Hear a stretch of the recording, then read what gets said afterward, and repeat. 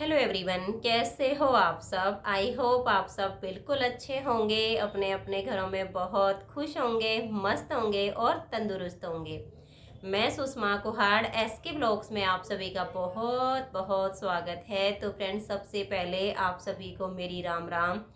और बताइए कैसे हो। मैं तो यही उम्मीद करती हूँ कि आप सब बिल्कुल अच्छे होंगे और खूब इंजॉय कर रहे होंगे।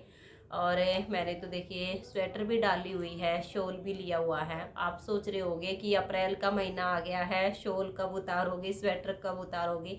अरे वैसे तो मैंने सारी चीज़ें उतार दी थी, लेकिन 20 मार्च के आसपास मेरी तबीयत ख़राब हुई थी और तब से बीमारी चल रही हूँ। और इस टाइम मुझे काफ़ी ठंड लग रही थी, तो फिर मैंने स्वेटर डाल ली है। तो स्वेटर डालने के बाद थोड़ा सा अच्छा महसूस कर रही हूँ, नहीं तो बिल्कुल ही है ना, ऐसे अंदर से कपकपी सी लग गई थी। तो ये है कि इस चीज़ की कोई शर्म नहीं होनी चाहिए कि गर्मी का टाइम आ गया है तो स्वेटर नहीं डालूंगी। अगर शरीर ठीक नहीं है और स्वेटर डालने से खुद को अच्छा लगता है, शरीर को आराम मिलता है, तो पहन लेना ज़रूरी हो जाता है। क्योंकि तबीयत अगर ठीक होती है तो कौन स्वेटर डालेगा। तबीयत ठीक नहीं है, इसी वजह से पहननी पड़ रही है। और बाकी तो सारी दवाइयाँ करवा के देख ली हैं, लेकिन अभी कोरोना टेस्ट करवाऊंगी, देखूंगी कहीं मुझे कोरोना ना हो गया हो। क्योंकि एक टाइम तो ऐसा लगता है कि मैं बिल्कुल ठीक हो गई हूँ, लेकिन आधे घंटे बाद, पौने घंटे बाद ऐसा लगता है कि मुझे अंदर से बहुत तेज बुखार हो गया है। बाहर बिल्कुल भी महसूस नहीं होता बुखार है, लेकिन अंदर से बहुत ज़्यादा गरम गरम, जो कहते हैं ना कि झड़ निकल रही है, ऐसा होने लग जाता है। आँखों से गर्म पानी निकलने शुरू हो जाता है। और ये सिर तो इतना, मतलब ऐसा होता है जैसे बिल्कुल ही नीचे आ जाएगा, इतना दर्द होने लग जाता है। तो सोच रही हूँ एक बार जाके और कोरोना का टेस्ट करवा लेती हूँ, कहीं मैं यही बुखार की दवाई खाती रहूँ और मुझे कोरोना हो गया हो। और वैसे भी घर में ना सबको ही बुखार चल रहा है, लेकिन सबसे ज़्यादा तबीयत मेरी ही ख़राब हो रही है। और मुंह का स्वाद भी बिल्कुल ही बिगड़ गया है। जैसे कोई भी चीज़ बना लो, कितनी भी अच्छी बना लो, और बिल्कुल मिट्टी जैसी लगती है, कुछ भी अच्छा नहीं लगता है। और मिर्च चाहे जितनी मर्जी आई मैं डाल लूँ सब्जी में, गला जलता है, लेकिन मुंह में बिल्कुल भी ये नहीं लगता है कि उसमें कोई स्वाद है। तो इन सारी चीज़ों को देखते हुए मुझे ऐसा लग रहा है कि कहीं मुझे कोरोना ना हो गया हो। तो एक बार टेस्ट करवा के देख लेती हूँ। ये है कि देखिए, जो बीमारी है वो तो है, और टेस्ट करवाने से थोड़ा सा पता चल जाएगा। अगर कोरोना होगा तो थोड़ा सा सबसे खुद को अलग करूँगी। और वैसे भी काम तो खैर फिर भी मुझे ही करना है, घर में कोई और तो है नहीं करने वाला, लेकिन फिर भी टेस्ट करवाना तो ज़रूरी है। आज भी मैंने सोचा था कि मैं एक बार जाके और कोरोना का टेस्ट करवा लेती हूँ, लेकिन 12 बजे तक खाना वाना बनाया, सबको खिलाया, और मेरी ना हिम्मत ही नहीं हुई कि मैं खड़ी हो जाऊँ। बस खाना बना के और गैस साफ़ करके फिर मैं लेट गई थी कि अब मेरे से कुछ नहीं हो पाएगा। बर्तन भी आज तो विशाल ने ही साफ़ किए थे कि बेटा मेरे से हिम्मत नहीं हो पा रही, तो उसी ने किया था सारा काम। फिर मैं लेट ही रही हुई 4 साढ़े 4 बजे तक। विशाल के पापा ने चाय बनाई, चाय भी पी ली, लेकिन पीने का ना बिल्कुल भी मन नहीं होता है। पीने के बाद और ज़्यादा अंदर से ना जी मिचलने लग जाता है, और कोई काम ही नहीं किया है। तो अब सोचा कि चलो एक छोटी सी वीडियो बना लेती हूँ, आप सबसे मिल लेती हूँ। और आज है 2 अप्रैल, वीडियो मिलेगी कल सुबह 3 अप्रैल को आप सबको। और कल मेरी शादी की सालगिरह भी है, पूरे 23 साल हो जाएंगे कल मेरी शादी को। और अगर थोड़ी सी मेरी तबीयत जैसे ठीक रही, मन थोड़ा सा खुश हो गया, तो लाइव आने की कोशिश करूँगी। अगर मैं लाइव आऊँगी ना, तो पहले ही मैं कम्युनिटी में पोस्ट डाल दूँगी कि कितने बजे लाइव करूँगी। क्योंकि देखना पड़ता है, एक पल में ऐसा लगती हूँ कि हाँ मैं बिल्कुल ठीक हूँ, लेकिन अगले ही पल ना ऐसी हो जाती हूँ कि मैं बहुत ज़्यादा बीमार हो गई हूँ, मन कुछ भी काम करने को नहीं होता है। यही कारण होता है कि फिर आजकल मैं अपना रूटीन भी शेयर नहीं कर पाती हूँ आप सबके साथ। और बस जैसे तैसे करके ना टाइम निकल रहा है, कोई काम ढंग से हो नहीं पा रहा है। और किसी को बुलाती भी इसलिए नहीं हूँ क्योंकि एक तो हम 5 लोग हैं घर में, 5 के 5 बीमार हैं। किसी और को बुलाने की इजाज़त इसलिए भी नहीं देती हूँ, कहीं कोई और भी आए हमारे घर में, आने के बाद वो भी बीमार हो जाए तो कोई फ़ायदा नहीं है। जैसे तैसे करके, घर से बाहर कोई जाता ही नहीं है, सब घर में ही अपना खुद ही भुगत लो जैसे तैसे करके। और अभी सोचा कि चलो आज मैं आप सबको है ना एक साखी सुना देती हूँ गुरु नानक देव जी की। कल मैं लाइव आई थी ना, तो कुछ कमेंट्स थे कि दीदी बहुत दिन हो गए हैं कोई कथा नहीं सुनाई है, तो सोचा कि चलो आज एक सुंदर सी कथा सुना देती हूँ। गुरु नानक देव जी की साखी है जो हमें जीवन में बहुत बड़ी प्रेरणा देती है कि हमें जीवन में कमाई कैसी करनी चाहिए। तो गुरु नानक देव जी भाई मर्दाना के साथ सुल्तानपुर गए थे और भाई मर्दाना हमेशा गुरु नानक देव जी के साथ ही रहते थे। तो जब वे सुल्तान पर पहुँचे तो वहाँ पर एक शूद्र जाति का इंसान था, भक्त था वो बहुत बड़ा भगवान का। तो उन्होंने गुरु नानक देव जी का बहुत आदर सत्कार किया, बहुत मान सम्मान दिया, क्योंकि वो भगवान का भक्त था और संतों का आदर करता था। तो उन्होंने गुरु नानक देव जी से कहा कि गुरु जी आप अपना परिचय दीजिए। तो गुरु नानक देव जी ने कहा कि मैं तो भाई एक मुसाफिर हूँ।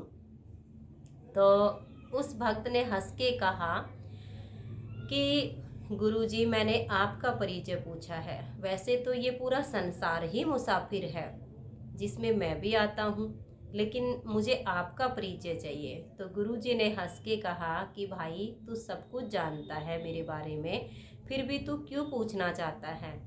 तो उस भाई ने कहा कि हाँ गुरुजी मैं जानता तो सब कुछ हूँ कि आप कौन हो, धरती पर आप एक पूर्ण परमात्मा का स्वरूप अवतरित हुए हो, मैं जानता हूँ, लेकिन फिर भी मैं आपके मुंह से जानना चाहता हूँ कि आपका संपूर्ण परिचय क्या है। बस ऐसे ही बातों बातों में फिर गुरुजी ने हंस के टाल दिया कि भाई तू दिल से सब कुछ जानता है, और जो दिल की बातें होती है ना वो दिल में ही रहनी चाहिए, उनको बाहर नहीं लेकर आना चाहिए। और इतना कह के हंस के और गुरुजी उस भाई के साथ उसकी कुटिया में चले गए।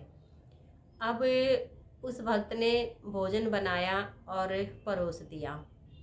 अब देखिए गरीब था, तो गरीब का जो भोजन होता है, गरीब की जो थाली होती है वो रूखी सूखी होती है, उसमें कोई छप्पन पकवान तो होते नहीं हैं।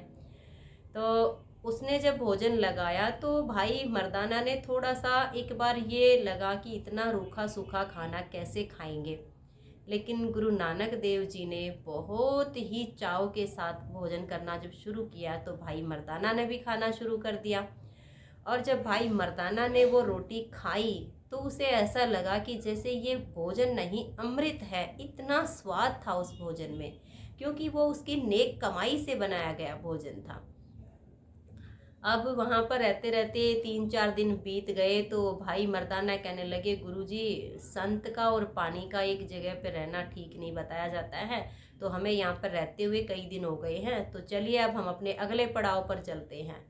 तो वो जो भक्त था वो कहने लगा कि नहीं गुरुजी आप मुझे कुछ सेवा का मौका और दीजिए, आप कुछ दिन मेरे यहाँ पर और रुकिएगा। तो भाई मर्दाना से गुरु नानक देव ने कहा कि देखिए ये जो भाई है और तुम दोनों पहले भी मेरे साथ रहे हो और आज भी मेरे साथ हो, इसलिए इनका हक बनता है कि ये अगर मुझे रोक रहे हैं तो मैं कुछ दिन इनके लिए रुकूं।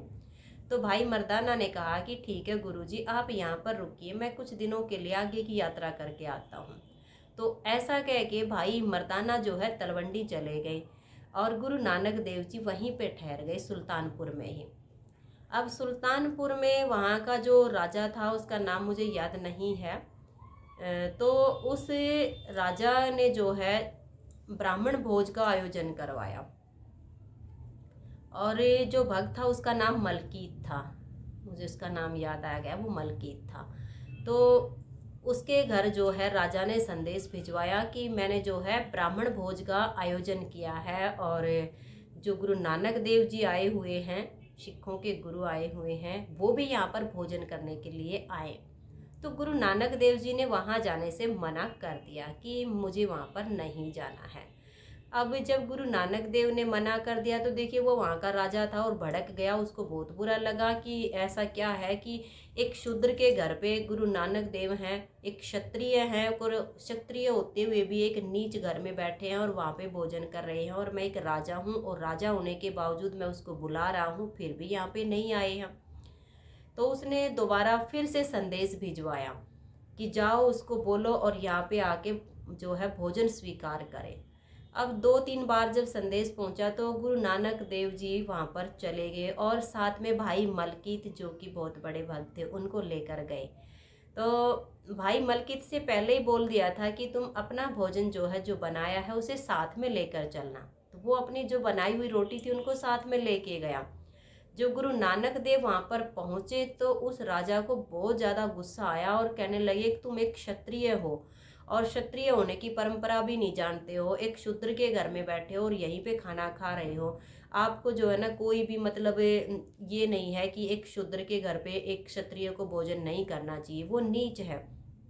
और मैंने आपको इतने संदेश दिए हैं, इतने बुलावे दिए हैं और फिर भी आप नहीं आए हो। तो गुरु नानक देव ये सब सुन के और मुस्कुरा दिए, क्योंकि जो संत होते हैं ना वो बहुत ही निर्मल स्वभाव के होते हैं। वो किसी भी चीज़ को बुरा नहीं मानते हैं। वो तो भगवान के जो है अपने ही एक नूर में समाये हुए होते हैं। उनका जो तेज होता है ना, जो समझने वाले होते हैं उसको देख के समझ जाते हैं, लेकिन जो अहंकारी होते हैं, जो घमंडी होते हैं ना, उनको उनके बारे में कुछ भी समझ में नहीं आता है। तो गुरु नानक देव जी वहाँ पे जाके जब बैठे तो उन्होंने अपने सेवक से कहा कि इनको जो है भोजन परोस दो। तो उधर से जो राजा का सेवक था वो एक थाल लेके आ गया भोजन का। और गुरु नानक देव ने भाई मलकीत से कहा कि मलकीत तुम अपना भोजन लेकर आओ।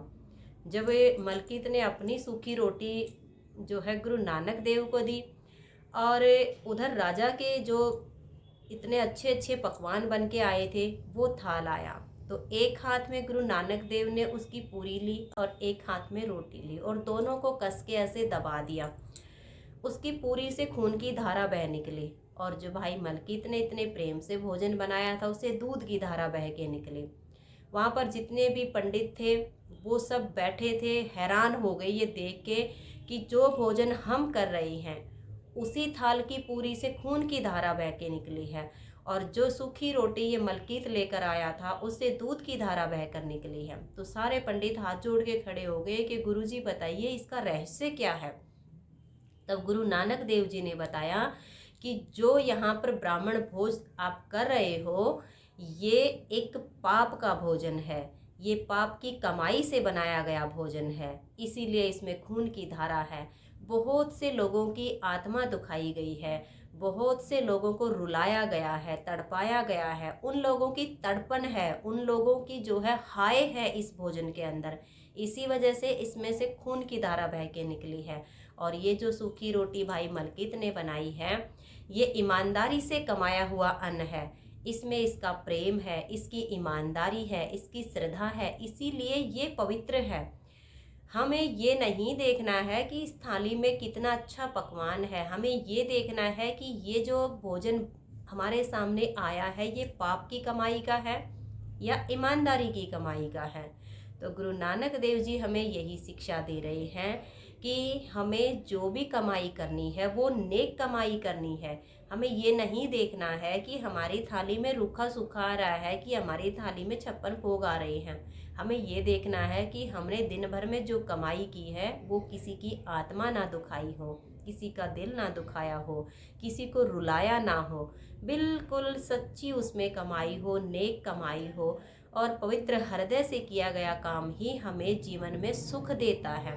तो इतना सुन के वो राजा बहुत लज्जित हुआ और गुरुजी के चरणों में गिर पड़ा। फिर उन्होंने गुरुजी से नाम की दीक्षा ली और जितने भी वो पाप कर्म करता था, बुरे कर्म करता था, उन्होंने सारे वो कर्म करने छोड़ दिए और मालिक की बंदगी करने लग गया। तो बहना, गुरु नानक देव जी की ये साखी हमें बहुत कुछ सिखाती है कि चाहे कितनी भी गरीबी क्यों ना हो, चाहे कितना भी कष्ट क्यों ना हो, कभी भी किसी दूसरे को कष्ट देने के बारे में सोचना नहीं चाहिए। अपना घर भरने के लिए दूसरों को तकलीफ नहीं देनी चाहिए। जो भी है, जितना भी है अपना, उसी को रूखा सूखा खाओ, परमपिता परमात्मा के गुण गाओ, उसका शुक्रिया करो कि जैसा मुझे दिया ऐसा सबको देना। तो आज की ये वीडियो आप सबको कैसी लगी, आप सब मुझे कमेंट्स करके ज़रूर बताइए। अगर तबीयत ठीक रही तो कल लाइव आने की कोशिश करूँगी। अगर जैसे कुछ टाइम फिक्स होगा तो कम्युनिटी में पोस्ट डाल दूँगी। तब तक के लिए आप सभी को मेरा प्यार भरा नमस्कार। राधा स्वामी, राधे राधे, जय श्री राधे, बाय बाय।